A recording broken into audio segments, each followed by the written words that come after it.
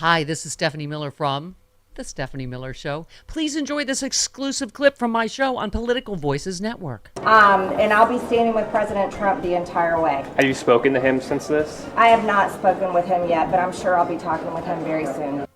Yeah, he was on the toity, bricks. Okay. I'm sure she'll be talking strategy for how they're going to get out of this. She tweeted, he only targets Republicans because he's a weak little bitch for the Democrats.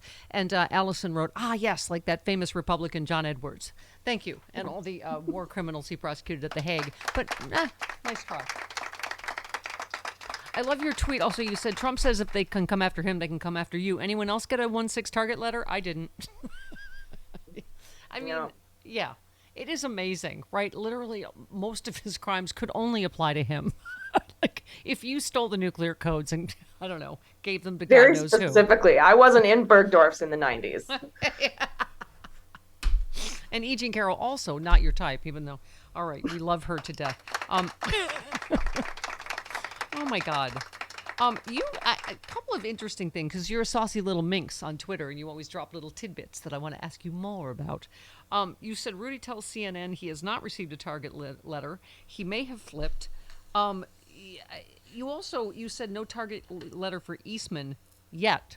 So those are the shoes we talked about at the top of the show, right? That we just don't know yet, right? And what kind of time frame do you feel like from this target letter to indictment or finding out more of this? As soon as the first rat runs to Jack Smith and starts singing, then he'll send out the rest of those target letters. First cooperator gets the best deal. I mean, you are so good at like just even his stupid truth socials. You said Donald was silent for 20 hours. Then he posted this. Why did he mention the Insurrection Act in a post about documents? Has he been sent a target letter for 1-6? And sure enough, there you are. Right again, selling your hopium, and you end up being right pretty much all the time.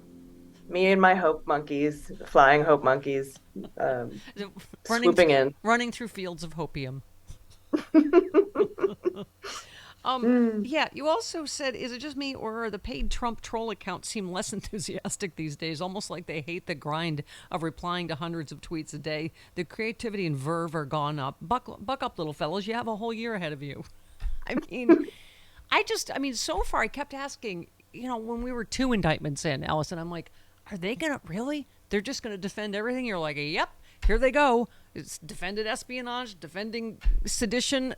I mean, I guess that's just what the strategy they've chosen, right? That's same for January 6th, and they've been saying it since the beginning. It was just a tourist visit, Right. I mean, how many of these more do we have to read? Kevin McCarthy secretly thinks Trump's a buffoon and a danger.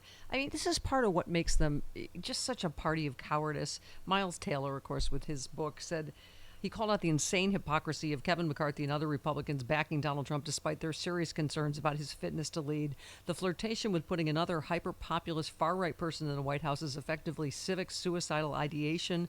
In the course of writing this, the personal guardrails being ripped off in my life looked an awful lot like what's happening right now, where our collective silence, at least in the Republican Party, about this guy is leading us to potentially towards self-destruction. That's not to say there aren't some people out sounding the alarm, but by and large, the leading figures of the Republican Party refuse to repudiate this man, continue to support him. We're doing this again, even those people say privately he's a threat. McCarthy thought Trump was a buffoon and a danger. I'm sure Kevin still thinks that privately. Those people publicly, because they're afraid, are still supporting this man. That collective anonymity is putting us in seriously great danger.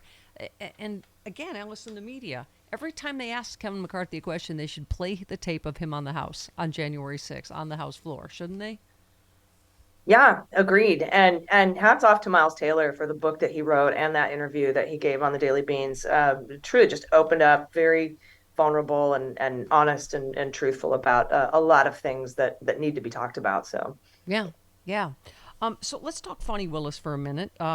This is, let's see, Forbes writes, special grand jury has already issued its final report, which reportedly recommended multiple people be indicted, though the details of the report largely remain sealed. But a second regular grand jury still would have to vote to indict Trump or any of his allies because his special grand jury doesn't have the power to do so. Willis has signaled it's likely any indictments would be unsealed in August, with charging decisions expected July 31st. between July 31st and August 18th. Where are we? July 19th. Okay. Our office has very few cases that are no-billed. She said I refuse to fail a no-bill case in one is which a grand jury decides not to indict. And it's interesting. All the talking points about her violent crime has actually dropped during her tenure. All the things they keep trying to scream about, oh, she's not paying attention to this and blah, blah, blah. I mean, do you think, are she and Jack Smith obviously in coordination just because of having to the timing of things, or what do you think? Probably not too much. I think they may speak a little bit, but I don't think that they're coordinating very heavily beyond that. I think they respect each other's independence. But I think if he goes first or if she goes first, there will be some communication about how to get witnesses back and forth and to ensure that the testimony between the two specific grand juries is not impeachable, is consistent so that they can use those witnesses in trial. But that's about it. I know the prosecutors I saw on TV yesterday said, the feds always want to go first. I mean, you want, and I assume, his case is much larger, right? Because but it might encompass Georgia, correct? Yeah, and the feds could have gone first if it weren't for the January 6th committee, but we had to have the January 6th committee hearings. And we know that the feds had to wait until that was over because they had to get that testimony so that those witnesses couldn't be impeached for inconsistent testimony either. That's what tanked the Durham investigation, was inconsistent testimony. Yeah, good point. Let's go to Kevin in D.C. You're on with Allison. Hey, Kev. Good morning. And may I say that you are an amazing woman, that you are doing your job this quickly. I was still, frankly, a basket case when my father passed. I'm a hot mess. The other, how many hours are there besides this? 23 times. I'm not good with 21 math. hours. Yeah, the other 21 hours. Trust me, I'm a hot mess. But, Bonnie and Clyde have to eat, so mommy needs to work. But go ahead. Okay. All the things you've mentioned, and high honored guest, sorry. When Bill Cosby was an idol of mine. I don't understand this. Bill Cosby was an idol of mine, from his, I was so proud that despite the fact that they didn't even want him to be on I Spy, he was the one that won the Emmys, 3 years in a row, and all his accomplishments. But when the evidence came out, I even defended him the first 2-3 women, even 4 I tried to justify. But once it became a cast of thousands, I could no longer do it. The accusations against Trump, just the sexual charges alone, over 20. You can squirm out of 2, maybe, but not 20. And that's even before you get to all the things that you've gone through today. So for people to still be defending that, some of them who call themselves, evangelists, and patriots, and very religious and all that, this is a serious problem. We have 1/3 of the country like that. I'm sorry, that. I thought you said evangelist, meaning like, vagina, evangelist, which I understand, as I am one, Allison. Yeah. Well, and that's the difference between a fan club and a cult, isn't it? Yeah. Yes. But we were saying, just when I try to, my mom was Republican, but, we stopped talking politics a long time ago. She was 100. She had Alzheimer's. But I swear, every time I try and think, like, maybe there's a healing, from people you love to take place in this country, Republicans do something else despicable. Like this story broke yesterday when we were on. Emails shared by with CNN by the Texas Department of Public Safety detail a trooper medic expressing concerns to a supervisor over the inhumane treatment of migrants along the border in Texas. They write they were given orders to push the people back into the water to go to Mexico, and were also ordered not to give water to the migrants in God knows what the temperature is now in Texas, right? And one trooper said, I believe we have stepped over a line in the humane. We need to operate it correctly in the eyes of God. We need to operate it correctly in the eyes of God. We need to recognize that these are people who are made in the image of God and need to be treated as such. I mean, you have to hope that on their side, there are some real Christians like that, not just fake Christians that are saying, this is awful. The stunts that, Ron DeSantis pulled, right? He's putting razor wire in the water. I mean, when did that even become partisan? That's just despicable and cruel. Well, the cult mentality allows you to forgive and still support any leader who even commits things like rape and murder. That's the difference between your guest's Bill Cosby situation. I was the Phoenix chapter fan club president for Ricky Schroeder, and when I was a kid. And that has changed based on who Ricky Schroeder is. But Yeah. when you have something like a cult and a cult leader and a cult mentality, these cult leaders can do atrocious, despicable things, and you still support them and deny it and just cover your ears and put your head in the sand. And that's what we're seeing. Yeah. Allison, were By you the the way- person I sent my money to for that picture of Ricky Schroeder? Yes, She was a silver it was. spoonette. Is that what you called them? Silver Ricky- Spooner back in the Ricky. day. I didn't even know I was gay, but I knew I liked Ricky Schroeder back then. And I hope it makes him feel uncomfortable today. Man. Yeah, by the way, speaking of the heat, so I told you for whatever reason my sister didn't want to turn the air conditioning on in my mom's nursing home room. And then I got back, my air conditioning was broken. But at least I'm not these people. Multiple passengers became ill in triple-digit heat while waiting 4 hours to depart from an airport in Las Vegas. Passengers passed out or soiled themselves on the hot plane as babies screamed and flight attendants ran through the aisles with oxygen tanks. Okay, can I just say I'm grateful that wasn't my flight back?